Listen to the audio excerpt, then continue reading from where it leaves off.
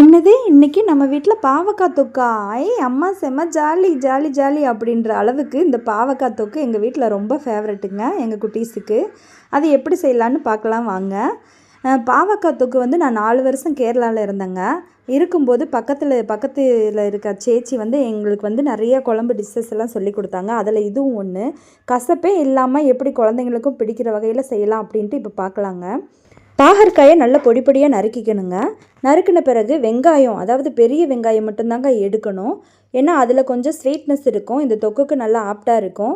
அதனால் அதையும் ஒரு 3 பெரிய வெங்காயத்தை எடுத்து நல்லா நறுக்கிக்கணுங்க பொடி பொடியாகவும். அந்த அப்படி எண்ணெயிலே வதக்கும்போது இந்த வெங்காயம் இதெல்லாம் நல்லா மசிச்சிடணும். அது மாதிரி பொடி பொடியாக நறுக்கி வச்சுக்கணுங்க.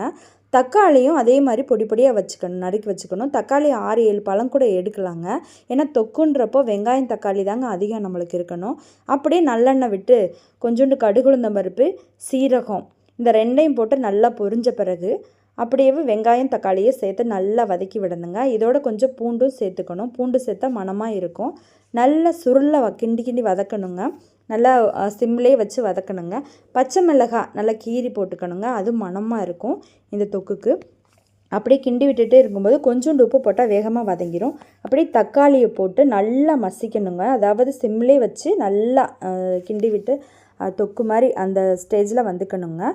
இப்போது வந்து மல்லிப்பொடி, கொஞ்சோண்டு சீரகப்பொடி, அப்புறம் கொஞ்சோண்டு மிளகாத்தூள் இதையெல்லாம் சேர்த்து நல்லா கிண்டி விட்டுக்கணுங்க.